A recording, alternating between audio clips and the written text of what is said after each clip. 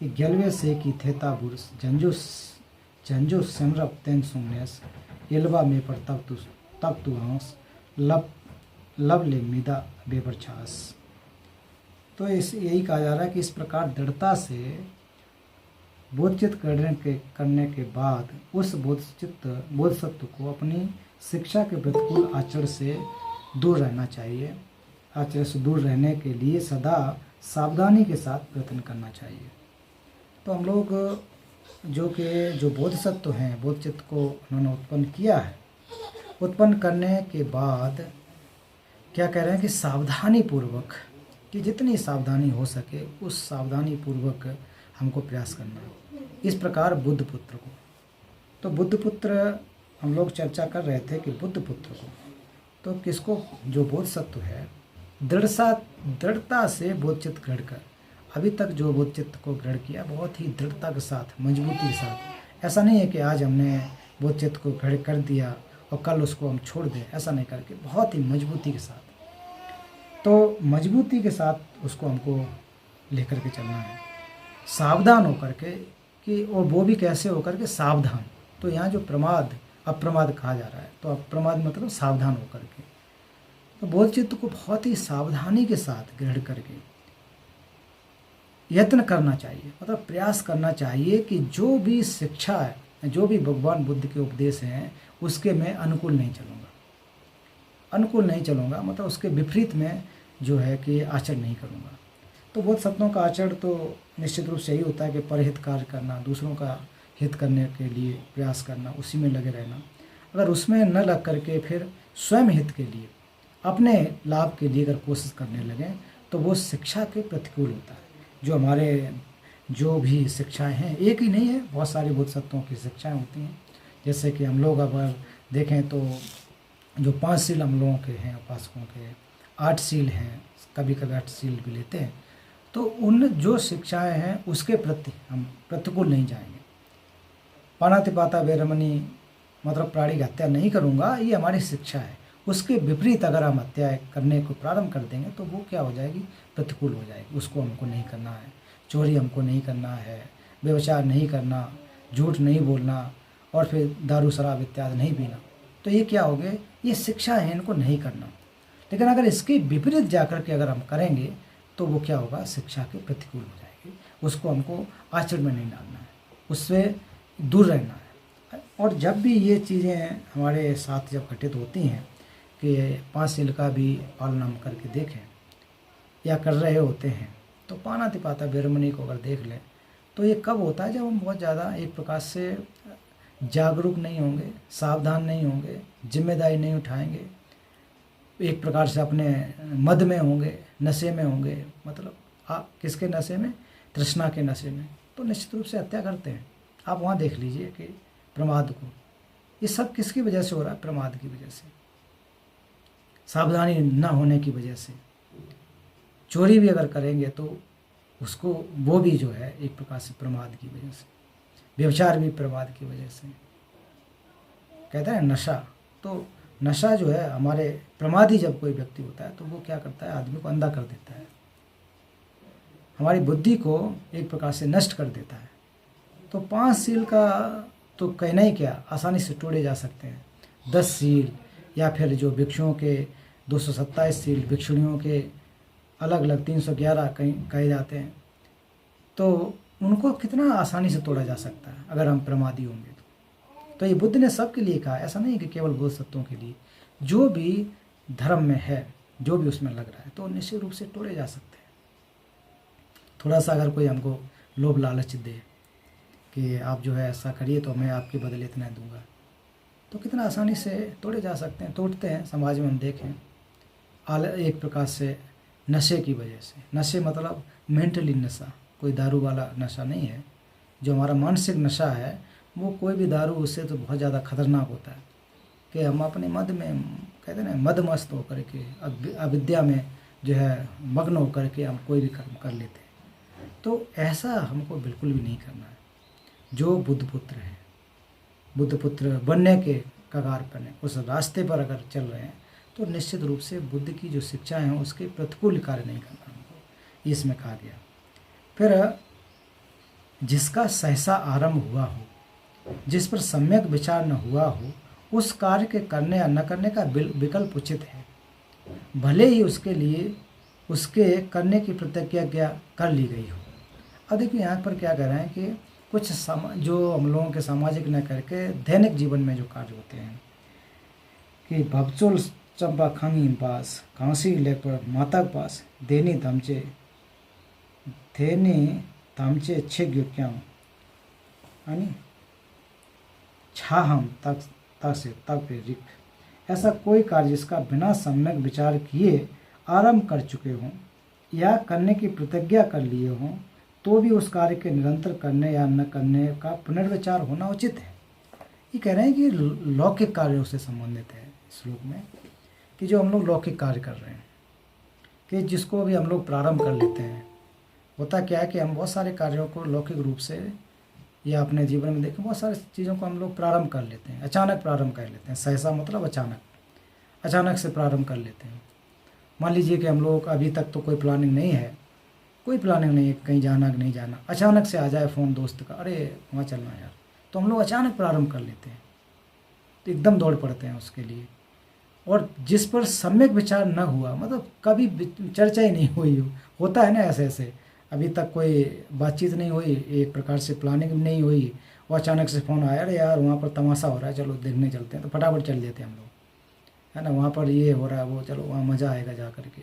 तो अचानक उस पर कोई विचार नहीं होता है कि जाना है कि नहीं जाना, कल के हमारे असाइनमेंट्स क्या हैं, कल हमको क्लास करना है कि नहीं करना है ना, तो उसमें कोई विचार नहीं होता है, पहले ही से बना के बैठ जाते हैं, हाँ चल पड़ेंगे, संडे ही तो है, सुबह क्या है, 1 घंटा नहीं जाएंगे, 1.5 घंटा, रिकॉर्डिंग आ जाएगी उसको सुन लेंगे।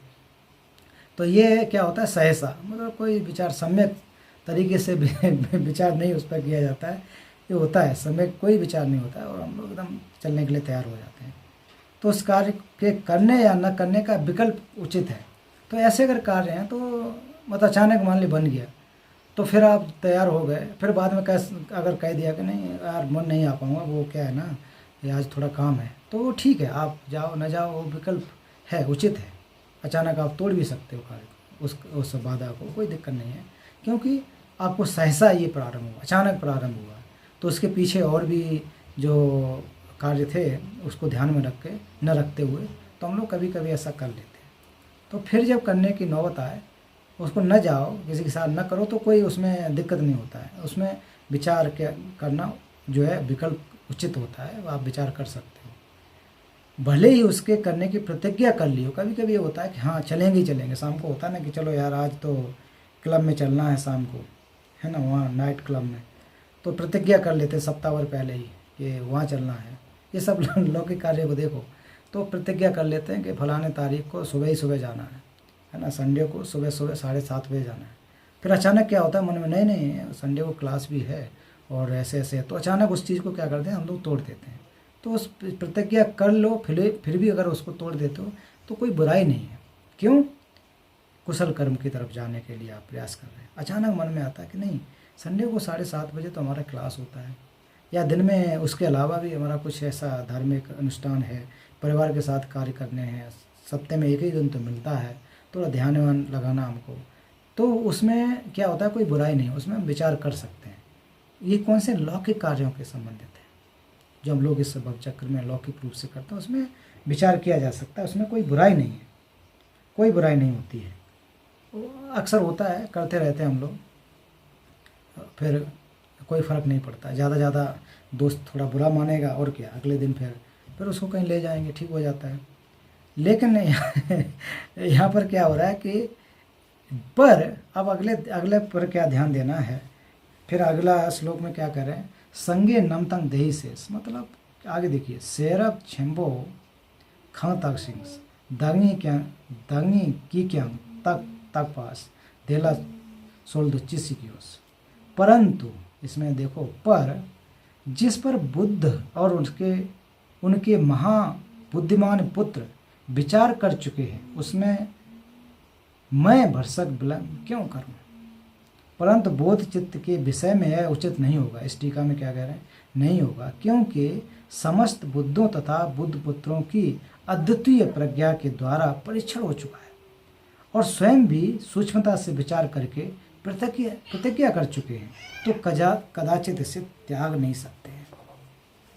बोधसत्वों के साथ में क्या होता है कि जिस पर बुद्ध और उनके बुद्धिमान महाबुद्धिमान पुत्र विचार कर चुके हैं, किसके ऊपर विचार कर चुके हों? बोध चित्त को, आलस को त्यागने के लिए, एक प्रकार से सावधानी को न छूटे हमसे, उस पर विचार कर सकें। उसमें मैं भरसक विलंब क्यों करूँगा? तो आखिर को पहले बुद्धों ने जो कह दिया है, बोधसत्वों ने कहा है कि जो हमारे अंदर जो बोधचित्त हम अभी उत्पन्न करने की कगार पर न कहकर उसका प्रयास कर रहे हैं। और इसको कैसे कहा गया? बुद्धों ने, बोधसत्वों ने तो अपने प्रैक्टिकली तरीके से बताया है, वो इस रास्ते पर चले हुए हैं, तो मैं कैसे विलंब कर सकता हूँ? यहाँ ये कह रहे हैं कि जो उनकी प्रतिज्ञा है, अर्थात बोध चित्त अगर हम लोग उत्पन्न करने की कोशिश कर रहे हैं, उस क्रम में अर्थात बुद्धत्व प्राप्त करने की कोशिश हम लोग कर रहे हैं, निर्वाण प्राप्त करने की कोशिश अगर हम लोग कर रहे हैं, तो उसमें हमें अपने मन को नहीं बदलना चाहिए, उसमें हमको बिल्कुल भी ना नुकुर नहीं करना चाहिए। करना चाहिए, नहीं करना चाहिए? ना नुकुर करना चाहिए कि आज नहीं करेंगे, कल करेंगे, परसों करेंगे, इसमें क्या ऐसा हमको करना है? नहीं करना है, नहीं करना ना, नहीं करना। क्योंकि ये जो रास्ता है वास्तव में क्या करेगा कि बुद्धत्व की तरफ ले आएगा।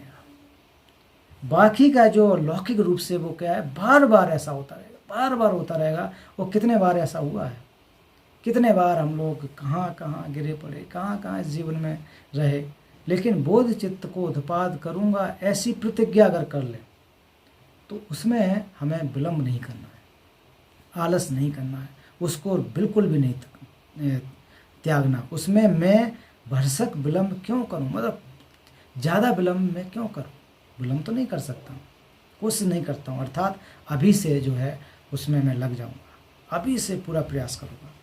प्रतिज्ञा अगर कर चुके हैं, ऐसी प्रतिज्ञा को कभी नहीं तोड़ना चाहिए। हम लोग अभी रोज़ रोज़ प्रार्थनाएं करते हैं ना कि बुद्धं शरणं गच्छामि, धम्मं शरणं, और फिर कह रहे हैं कि आज से लेकर के, अभी से लेकर के जब तक बुद्धत्व की प्राप्ति नहीं हो जाएगी तब तक मैं बोधचित्त उत्पन्न करूँगा, तब तक मैं शरण में जाऊँगा।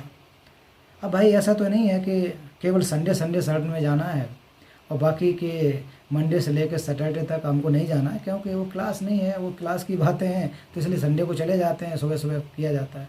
ऐसा नहीं है ये। इसमें कहा जाता है कि आज से मतलब अभी से, कब तक? जब तक बुद्धत्व की प्राप्ति नहीं हो जाती है। शरण गमन जाने का मतलब ये है, ये कोई मौका वाली बात नहीं होती है कि जब आओ, जब जो है कभी कभी हम लोग कर लें, फिर कोई मतलब नहीं है संडे को ही शरण गमन लेना, ऐसा नहीं है। अभी से लेकर के बुद्धत्व की प्राप्ति न हो जाए। अब बुद्धत्व की प्राप्ति न हो जाने का मतलब कितना बड़ा एक हमारा संकल्प है, प्रतिज्ञा है। उस प्रतिज्ञा को हमको बिल्कुल नहीं तोड़ना है। इस प्रतिज्ञा को, इस वादे को, इस हमारे जो कमिटमेंट है, इसको नहीं तोड़ना है। क्यों? हम लोग का वास्तव में लक्ष्य क्या है? यही तो है। अगर जीवन का उद्देश्य देखा जाए, वास्तव में देखा जाए, तो मुझे तो यही लगता है, मुझे लगता है क्योंकि इसके अलावा कुछ दूसरा तरीका नहीं है कि बिना बुद्धत्व की प्राप्ति किए इस भवचक्र से हम निकल नहीं सकते हैं, बिल्कुल नहीं निकल सकते हैं। और इसको निकलने के लिए एक रास्ता है, भगवान बुद्ध ने जो मार्ग दिखाया है, उस मार्ग पर हम लोग को चलना पड़ेगा। भगवान बुद्ध ने जो दर्शन दिए हैं उसको हमको चलना पड़ेगा, समझना पड़ेगा।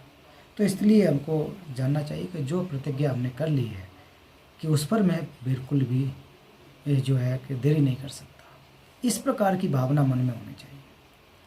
अभी हाल ही में बुद्ध पूर्णिमा गुजरी है, पता नहीं कितने लोगों ने दृढ़ निश्चय किया होगा कि इस बुद्ध पूर्णिमा से लेकर के अब बुद्धत्व की प्राप्ति नहीं कर लूँगा, तब तक जो है और कुछ गलत नहीं करूँगा, है ना। और पता नहीं किया होगा कि नहीं, मोटिवेशन अब अपना अपना वो है, या फिर हम लोग रैली में, फिर बासलबाजी में रह गए, किस में रह गए पता नहीं। तो कुल मिलाकर के उस दिन तो ये करना ही चाहिए था।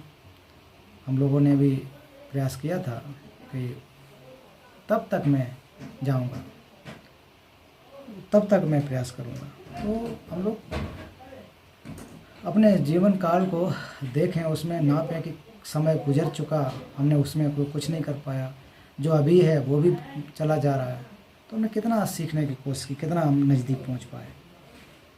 तो ये हमको समझना पड़ेगा। अब अगले देखें, इस प्रकार प्रतिज्ञा कर यदि उस कार्य द्वारा पूर्ण न करूं, उस कार्य द्वारा पूर्ण न करूं,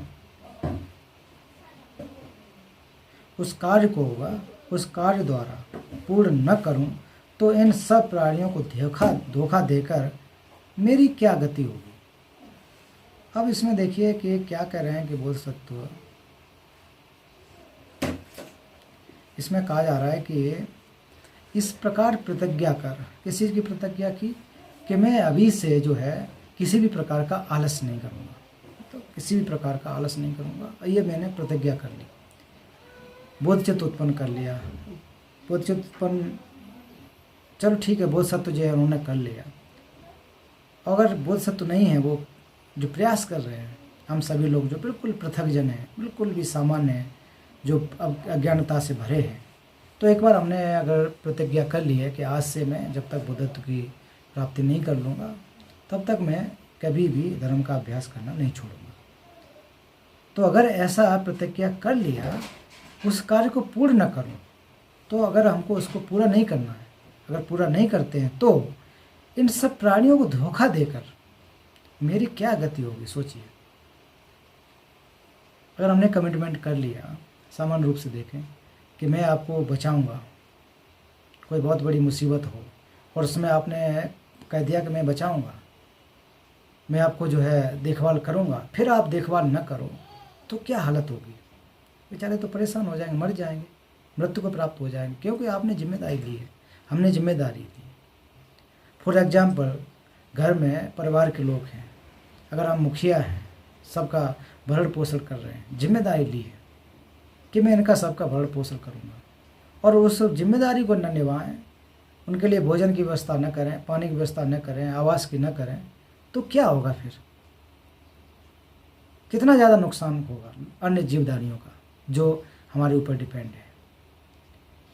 तो उसी प्रकार से हमने अगर बोधचित्त को उत्पन्न करूँगा, या बोधचित्त उत्पाद हो चुका है जिनका, जो बोधसत्व हैं, खास करके यहाँ जिनका हो चुका है, क्योंकि बोधसत्वों की ये चर्या है, अगर वो उसके बाद जीवधारियों का हित नहीं करते हैं, क्योंकि समचंद हमचे सभी जीवधारियों का एक भी छूटना नहीं चाहिए, अगर वो नहीं करेंगे तो फिर क्या गति होगी, मेरी क्या गति होगी, मतलब कहते हैं ना कि क्या गति होगी, मेरी क्या हालत बनेगी। इतना बड़ा मुझे अगर झूठ बोल देंगे और उनकी वजह से, मेरी वजह से अगर जीवधारियों का अहित हो जाएगा, वो दुखी होंगे, तो फिर मुझे कितने अकुशल की प्राप्ति होगी। अगर अकुशल की प्राप्ति हुई तो मेरे बोधचित्त का क्या होगा। अगर बोधचित्त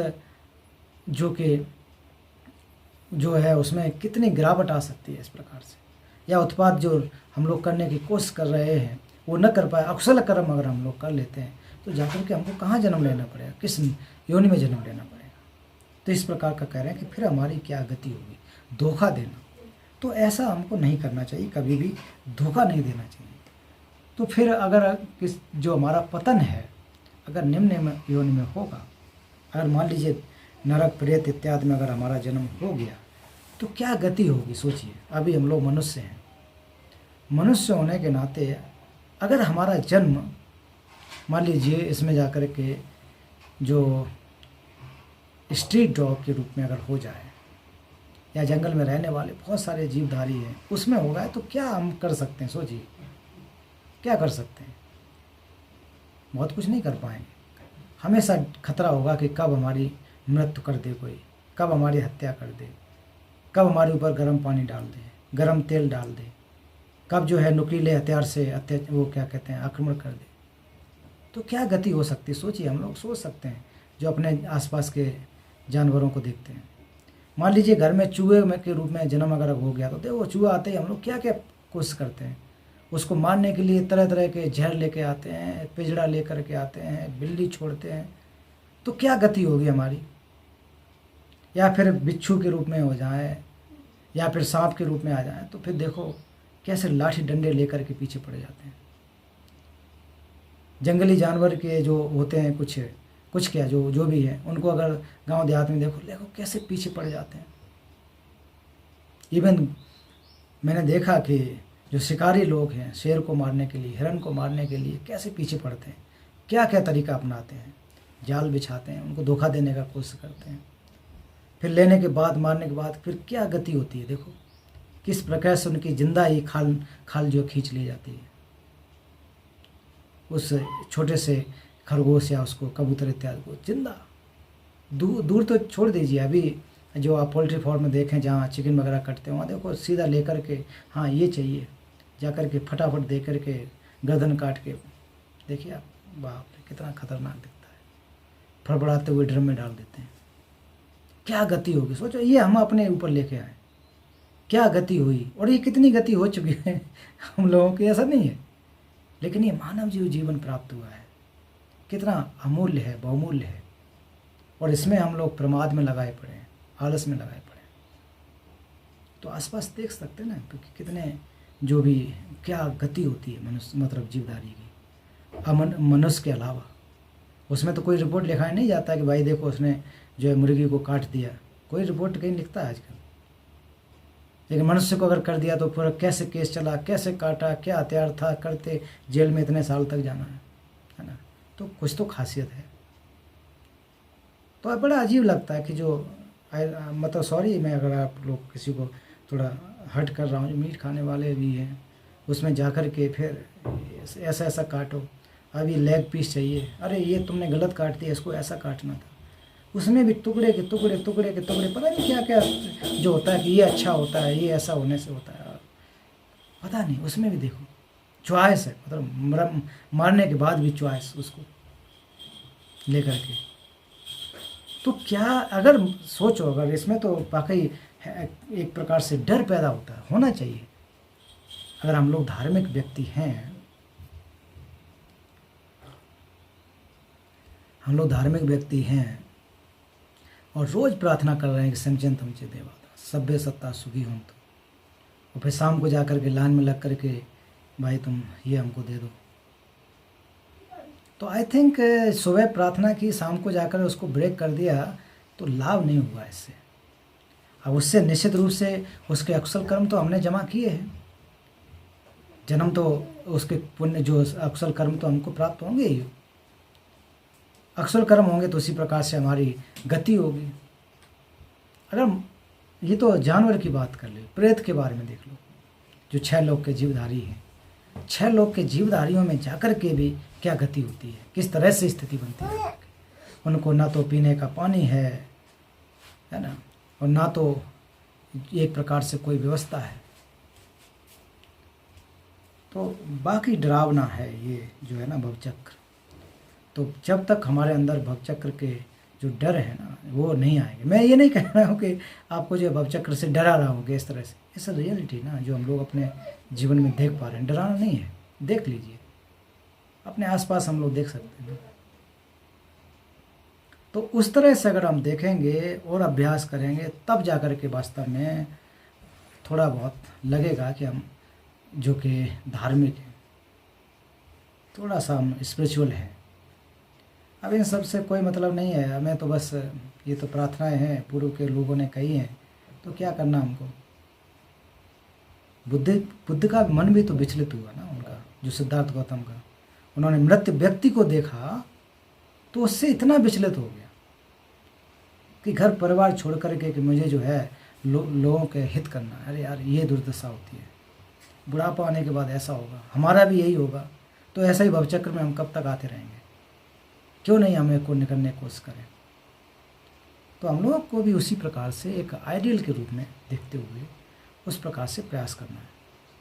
सारा का सारा रह जाएगा, हम लोग कहते हैं ना कि सारा का सारा सब कुछ यहाँ पर छूट जाएगा, ना तो कुछ लेके आए ना कुछ लेके जाना है। ये तो ट्रुथ है, यूनिवर्सल ट्रुथ है। कोई अगर लेके चला जाता तो फिर तो शायद कहना ही क्या, फिर तो हम लोग को ये सब पढ़ने का, ये सब माथा मारने का यहाँ क्या जरूरत था, कुछ कर सकते थे ना। लेकिन वहाँ होगा क्या, एक प्रकार से धोखा देने के जैसा, कि प्राणियों को हम धोखा दे रहे हैं उनको। पर जाकर के हत्या हम कर रहे हैं। सुबह उनके प्रयास किया, प्रार्थनाएं की, और शाम को जाकर के फिर हम लोग हत्याएं कर रहे हैं। मैंने तो मतलब पता नहीं, मैंने बहुत सारे ऐसा देखा कि छोटे छोटे जीवधारियों, कीड़ों को लेकर के जलते हुए तेल में डाल के एकदम से वो केंकड़े वेंकड़े क्या होता है जल, उसको खा लेते हैं। वो कैसे खा लेते होंगे? एक बार में कई सैकड़ों लोग कीटाणु, चींटियाँ जैसे होते हैं। तो खैर वो तो धर्म से लेना देना उनको नहीं है, लेकिन हम लोग सोचिए कि क्या गति होती होगी। एक प्राणी की हत्या करने से इतना बड़ा हमको अवसर मिलता है। अगर हम इतने अनंत प्राणियों की हत्या करेंगे तो क्या गति होगी। अजीब अजीब लोगों के तर्क होते हैं, अरे साहब ये तो क्या है, हम लोग नहीं खाएंगे तो मरेंगे ही वो तो ये हमारा काम थोड़ा नहीं है। वो क्या मरेंगे कि जिंदा रहेंगे कि वो 1 लाख साल तक रहेंगे, उससे क्या लेना देना हमको, वो तो उनका जीवन है ना।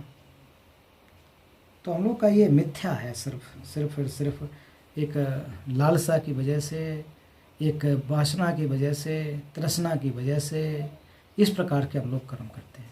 तो कह रहे हैं कि इस प्रकार प्रतिज्ञा यदि कर दी हमने, उस कार्य को पूर्ण नहीं करूँगा तो वो सभी जीवधारियों को धोखा देने का जैसा है।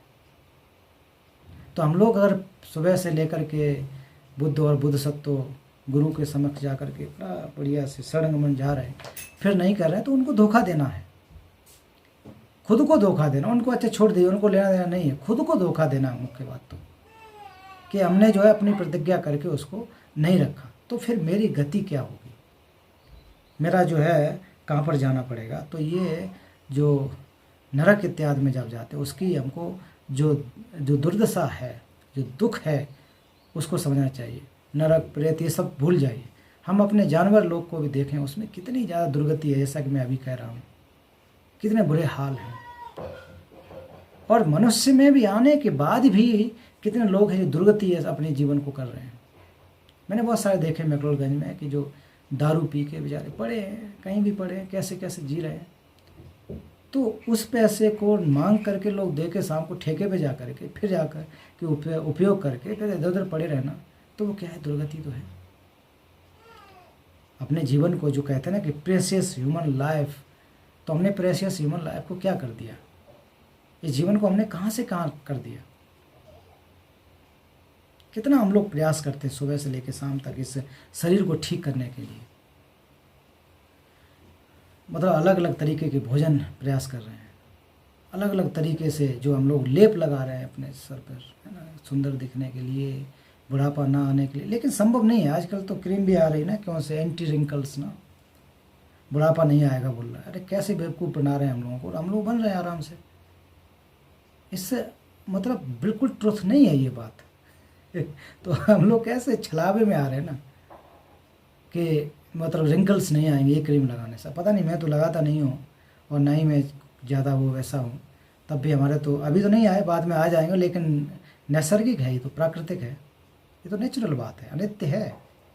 तो अनित्य को याद रखिए, ये तो सब आते रहेंगे। तो कुल मिलाकर के हम लोग अननेसेसरी कामों में पड़े हैं, उसमें नहीं करना चाहिए। इसको कदाचित त्याग देना चाहिए, बिल्कुल भी त्याग देना चाहिए।